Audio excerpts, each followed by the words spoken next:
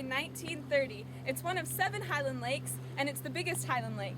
It's also the clearest lake in Texas. It's normally 200 feet deep, but right now it's 50 feet below level because of the long-term drought we've been having. And Lake Travis is also 65 miles long, and its structure is a serpentine structure. And this is our documentary on Lake Travis.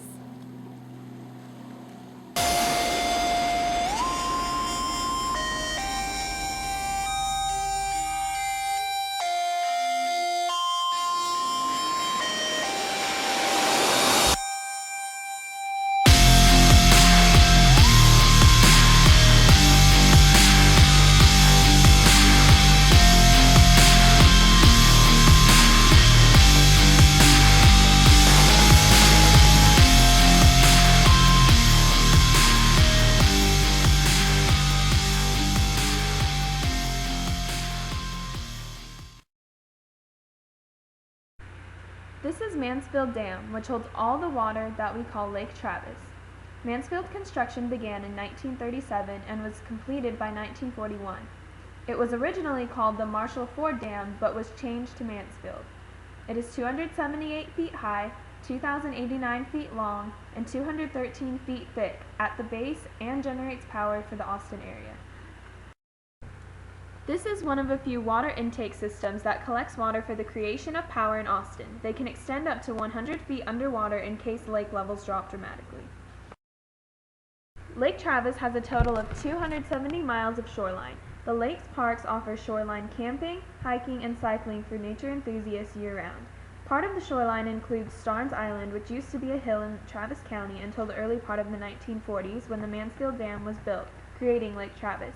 It is also known as Rattlesnake or just Snake Island. It's located in the Sandy Creek arm of the lake. The Oasis had its origins as a small restaurant with a beautiful view, but now it is a full-scale resort with a restaurant and shops. Like much of Lake Travis's waterfront, it is high-dollar retail up to several $million depending on location. Okay, so today we're interviewing Tom Hegemeyer, and he's Bryce's dad, and he works with the LCRA. So can you tell us what you do with the LCRA and what that actually stands for? Sure. LCRA stands for the Lower Colorado River Authority, and what I do is a water resource strategy, looking at ways to expand our water supply in Texas to meet all of our customers' needs. LCRA also does power generation. We own several coal-fired power plants that service a bunch of cities in the state. We also run recreation programs on the lakes and education programs and do environmental protection as well. Why is the lake water so important for rice farmers? The lake water is it's a backup water supply for the lake farmers. Normally they rely on the river flows, but when they're low due to drought, then they call on water in the Highland Lakes. And the rice farmers were integral in getting LCRA created back in the 1930s, where they gave up some water rights to allow LCRA to be formed and to create the lakes to help meet the city of Austin's needs, plus their needs in the future. What's the controversy on the whole water and rice farmers? Yeah, it's right now it's become really big time for parties that live up on the lakes. They want to have higher lake levels, as you can see, so they can do their recreation and enjoy their homes. The city of Austin wants a higher lake for a more secure water supply, but the rice farmers want to have more water to grow their crops. The rice farmers were cut off this past year for the first time ever. They didn't get water from the lakes because of the drought. And so there's a lot of competition, and the state has a water plan that guides how we operate and provide water.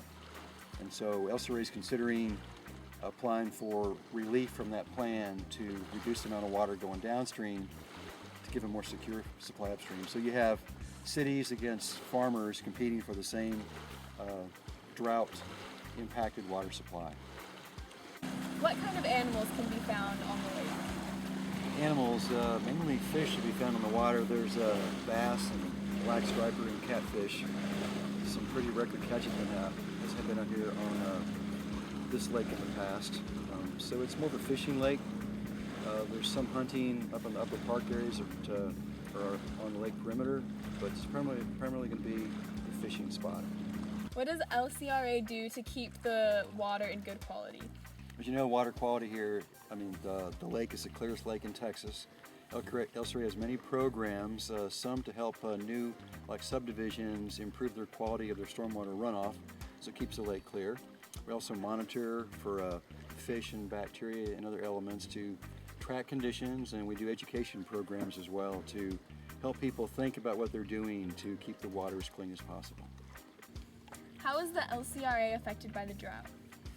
The El Cerrito is affected by the drought in many ways. One, if the water levels keep dropping, some of our customers might have to cut back on their water use, like power plants and also cities, so that could impact power generation in the state. That's not happening yet, but it could if the lake levels keep dropping in 2013. Also, other customers can't get their supplies, like the rice farmers this past year, and they lost about $400 million in business. So it impacts us, it impacts our customers more, but us as a provider, we're kind of caught in the middle.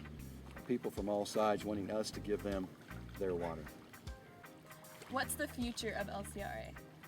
The future of LCRA, right now we're entering into long-term power contracts with our existing customers. There's about 40 some customers, and some of those have not renewed their contracts. So we have some challenges on the electrical side, which is about 75% of our total revenue. So it's important that we get our long-term customers locked down, or get new customers to replace them, to assure that we can keep our power plants running, keep the lights on for the people. And then building new water supplies, which I'm involved in. We're looking at building new reservoirs down by Wharton and Bay City, down by the Gulf of Mexico, to catch more water and then reduce less demand on the Highland Lakes, to keep the lakes fuller and a more secure supply. So getting more water supplies and getting long-term customers for electric are two key important goals for us in the next 3 or 4 years. What's the most fun part of your job? The most fun part of my job is getting out in the field and getting out on the lakes, and right now I'm involved in developing downstream reservoirs, so going and meeting landowners down there and looking at property down by the Gulf Coast and trying to work on some solutions and be creative and find ways to do it in a cost-effective manner. So it's challenging, and it requires you to think a lot, so it's fun, and you get to see your rewards that can benefit the people of the state of Texas. It's awesome. And this was Tom Hegmeyer, so thank you.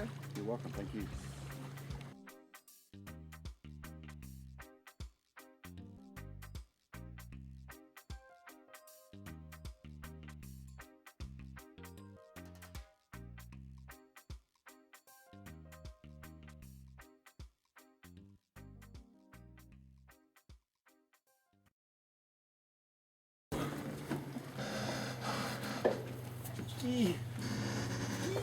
Still pretty lame. Dad, it's gonna be okay.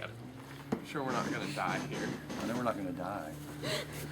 See, that's not gonna work, come on. What's the problem with that? Because it's gonna bang back here, that's the problem. Hey, So pull it tight. what is that? It's rubber on rubber, Dad. It's gonna bang here. There's no do glass. it right. What Pull it is the tight. problem with that banging? Because it's gonna tear things up. It's It can rubber go on up and rubber. down. It can pull this off the end of the boat. Pull it tight.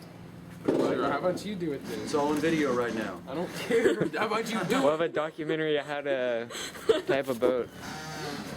Father-son moment. Pull it through and then loop it back around. Oh my gosh. Back to the column. Back to AJ. There you This is AJ. go. Clip right there. Oh, good idea, Dad. It clearly works. I'm AJ, the director and writer. I'm Bree, the anchor. I'm Christian, the cameraman. I'm Bryce, the producer and stuntman. This was our documentary on Lake Travis. I hope it was beneficial to you. Thank you for watching, and Have a merry